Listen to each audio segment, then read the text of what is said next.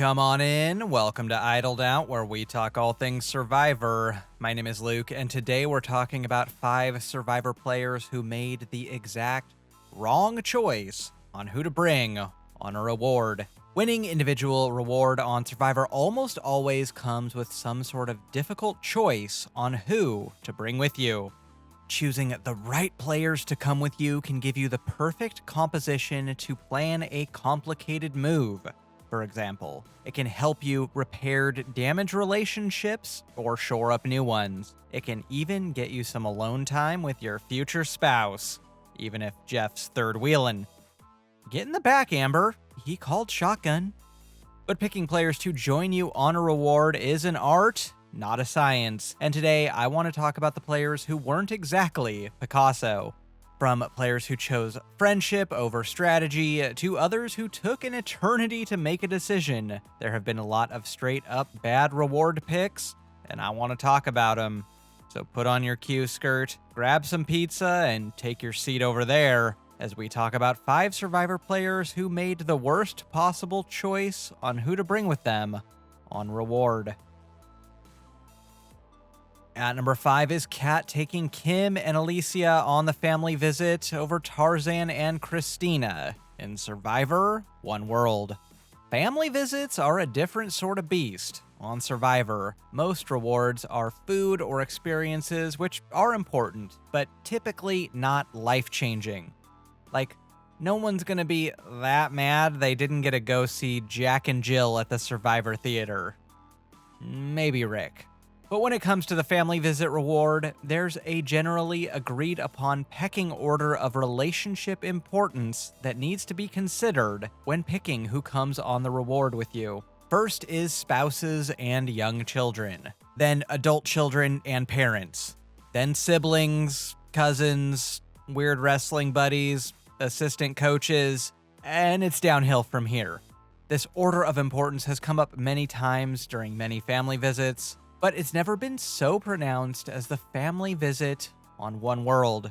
Because of who was left in the game, this was a family visit largely consisting of siblings and cousins, but there were 2 players who everyone agreed deserved to see their loved ones. Tarzan deserved to see his wife Terry, and Christina deserved to see her dad Sung, who recently had a kidney transplant. These 2 players also happen to be the next 2 on the chopping block. When Kat won the reward, instead of taking Tarzan and Christina as almost anyone would, she instead chose her BFFs Kim and Alicia, which pissed off Sabrina so much that it got the ball rolling on Kat's blind side later that round. Worst of all for us as viewers though, Kat robbed us of Tarzan interacting with Kat's cousin Robbie.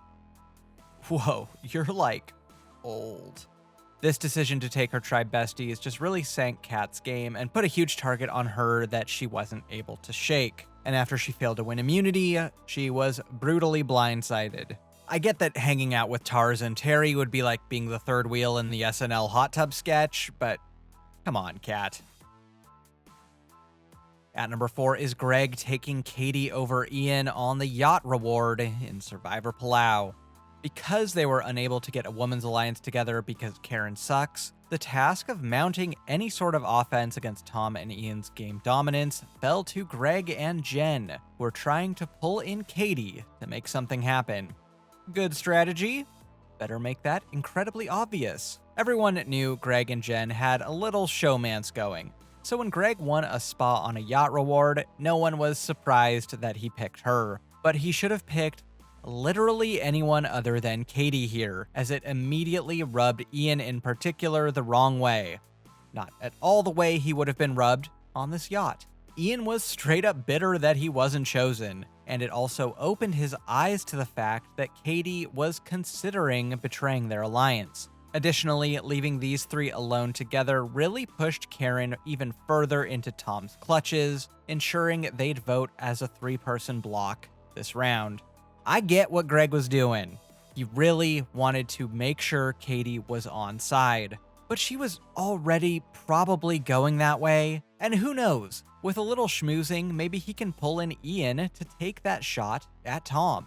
Instead, all this did was push Tom, Ian, and Karen closer together, and they use the threat of a 3-3 tie and a rock draw to flip Katie right on back, sending Greg home. Frankly, Greg should have known he was in trouble the second this happened. Hey guys, I'm so sorry, and we'll pay you back. Oh no, we'll pay you back. Well, that's a sinister way to say that. At number 3 is Ian taking Tom over Katie on the car reward, also in Survivor Palau. Okay, I promise this is the last reward from Survivor Palau, but it's incredible that we got 2 back-to-back Hall of Fame terrible reward picks. With Greg's ouster the round before, Tom and Ian knew that a women's alliance of Katie, Jen, and Karen could still come together. This time, no matter how much Karen sucks. So they decided before this reward specifically not to take each other, so that Katie, Jen, and Karen are not left alone at camp.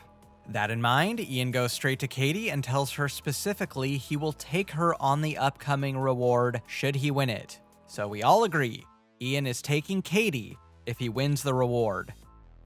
I told Katie yesterday that I'd take her, but I shook hands on it with him. I made a promise to him, so I can't break that. Tom, you're going with Ian. Dude, what? The reason Ian did this is because he and Tom had previously agreed to take each other on the car reward should one of them win, and he felt both that he still had to honor that deal, as well as still feeling a bit burned by Katie's attempted flip the round before. But this was just a terrible decision that completely tanked Ian's standing with Katie, who used it to guilt him. And guilt him.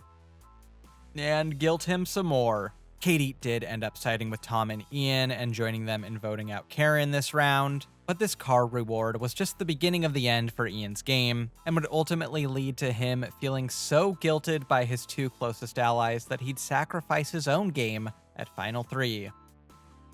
Well, at least he left Palau in a Corvette. Now there's a silver lining. Can you imagine being Colby, watching this at home, with a freaking Pontiac Aztek in your driveway? This is unbelievable. Yeah. Dude, you gotta be hungry. At number 2 is Maria taking Q over Liz on the pizza reward in Survivor 46. This isn't the worst choice of person on this list, but it is by far the worst execution. There were 3 consensus reward need-to-goes in Ben, Venus, and Liz. So for Maria, taking any 2 of the 3 of them on a Survivor pizza date would have been a solid choice. She picks Ben pretty quickly. That's fine, they've been together the whole game. Who next? Q had just been on the Applebee's reward. Kenzie and Charlie specifically did not want to go. Better think on this than think. A little more thinking. No, Jeff, I'm not done. Incredibly, Maria asks each person to make their case individually for why they should go, as if this is the starving Olympics. Then she comes to the conclusion that Q and Liz are going to play rock, paper, scissors. Not only did Q not need this, but leaving whether Liz gets to poop tonight up to a party game is just Mick levels of feckless. In Survivor, you've got to have the courage to piss some people off, and part of that is making tough decisions in situations like this. Unironically, Q's extremely questionable reward picks the round prior were quite literally better. And that ended like this. I'm pissed! Y'all say you ain't gone without eating?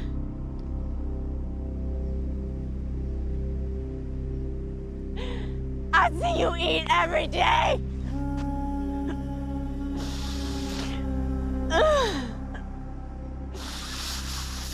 Taking Q on the reward over Liz wasn't immediately disastrous to Maria's game, but only because she had immunity this round as well as the next one. But all the theatrics, as well as shining a spotlight on her relationship with Q, instantly cratered Maria's social standing in the game and put her in a hole she was unable to dig out of. I mean, it's real bad when Q thinks you screwed up socially. The worst reward companion decision ever is Burton taking Johnny Fairplay on the car reward over Lil in Survivor Pearl Islands. Somehow, someway, at the final 5 of Pearl Island, Fairplay and Burton had control because they were in with the unlikeliest power player of all time, Lil. Lil was the proto-Sugar, just with more tiers. Like Sugar, she had basically 0 win equity, but most of the post-merge was dictated by her chaotic, teary whims. She was very close with Burton because they returned to the game via the Outcast twist at the merge, and Burton very wisely reinforced this bond almost every chance he had. After winning the car reward, which comes with an overnight stay in Panama City, Burton should probably pick Lil to come with him. But let's just chalk this one up to ego. Burton wanted to have fun with Fairplay, and just assumed Lil would do as told when they returned. Who would think that leaving an emotionally charged and newly bitter swing vote alone overnight with the opposition could turn out poorly? While the boys are away, Sandra, Dara, and Lil form an alliance. And then once Burton and Fairplay return from their overnight brodown, Sandra gives the performance of a lifetime, acting like she's completely thrown in the towel, when in reality, the women were plotting together to take them down. It's classic hubris. You don't say something like this unless you think your ally is truly in your pocket. I can't believe you 3 didn't try to figure out a girl alliance to go against John. Sandra is ready to leave. What the heck, dude? You may as well ask Lil, why are you so dumb?